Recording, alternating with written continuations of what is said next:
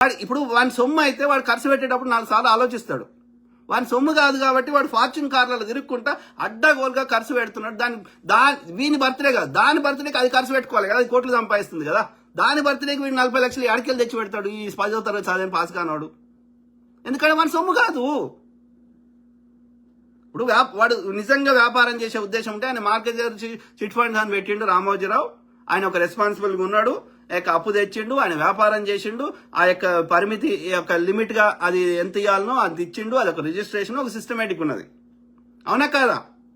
ఇప్పుడు కంపెనీ పెడతారు, వాళ్ళు కొంత సక్సెస్ అయినాక వాళ్ళకి ఇంకా ఎక్స్పాండ్ కావాలంటే వాళ్ళ దగ్గర డబ్బులు ఉంటాయి కాబట్టి వాళ్ళు ఏం చేస్తారు, పబ్లిక్ పోతారు. పబ్లిక్ అంటే ఏంది, స్టాక్ మార్కెట్లోకి పోతారు. స్టాక్ మార్కెట్ పోతే ఏంది, అందరికి షేర్లు అమ్ముతారు, అంటే కంపెనీలో అందరికి భాగస్వామ్యం ఇస్తారు.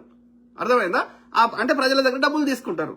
తీసుకొని ఆ కంపెనీ వృద్ధి అయినా కొద్దీ మళ్ళీ నువ్వు షేర్లు అమ్ముకోవచ్చు ఎప్పుడైనా. దానికి ఒక గవర్నమెంట్ ష్యూరిటీ ఉంటుంది, దానికి ఒక రెగ్యులేషన్స్ ఉంటాయి, ఆర్బీఐ, రేరా, ఇట్లా ఫైనాన్షియల్ ఇన్స్టిట్యూషన్స్, అదొక నీకు సెక్యూరిటీ ఉంటుంది, పోయే అవకాశం ఉండదు. ఒకవేళ ఎత్తేస్తే గవర్నమెంట్ ఇస్తుంది, ఇన్సూరెన్స్లు ఉంటాయి, ఇట్లా ఒక సిస్టమేటిక్ ఉంటుంది. ఈడేం పాడైంది ఇలా ఇప్పుడు వాడు ఏదన్నా ఆస్తులన్నీ వాడు ఎక్కడెక్కడ డిస్పర్స్ చేసి ఉంటాడు. ఇప్పుడు వాడిని అరెస్ట్ చేసి లోపల పెట్టుడు, శిక్ష చేయడం తప్ప అవి వాడేమన్నా స్థిరాస్తులు కొనుక్కుంటే అవి జప్తు చేసి ఏమైనా కట్టగలిగితే కడతారేమో కానీ వాడు ఆల్రెడీ డిస్పర్స్ చేసి ఉంటాడు, వేరే దేశాలకు కూడా పంపించి ఉంటాడు. ఎట్లా చేస్తారు, ఏడికలు తెస్తారు? బొక్క పడ్డట్టే కదా, పోయినట్టే కదా.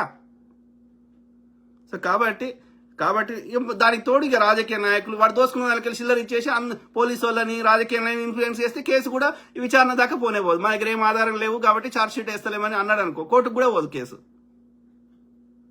సో కాబట్టి దీనికి న్యాయం కావాలంటే మీ దగ్గర ఒక ఆధారాలు కాపీలు పెట్టుకొని మిగతా ఏవైతే ఆధారాలు ఉన్నాయో అవి తీసుకొని ఒక ధర్నా చౌక్ లాంటిది ఏదైనా ప్లేస్ ఎత్తుకొని కంటిన్యూస్ గా ఈ కేసు విచారణ జరిగి మీకు న్యాయం దొరికేదాకా ఆ వాని దగ్గర గుంజుకొని ఇస్తారా, లేకపోతే గవర్నమెంట్ నుంచి ఇస్తారా, లేకపోతే వానికి 20 ఏళ్ళ శిక్ష ఇస్తారా, ఏం చేస్తారో తెలియదు కానీ మీకు మీ పైసలు రావాలి, ఆ దొంగ ముండ కొడుకులకి శిక్షలు పడాలి. ఎందుకంటే ఇంకొకటి ఇట్లా చేయొద్దు. సో దీనికి జరగాలంటే బాధితులు వచ్చి రోడ్ల మీద కొట్లాడాలి.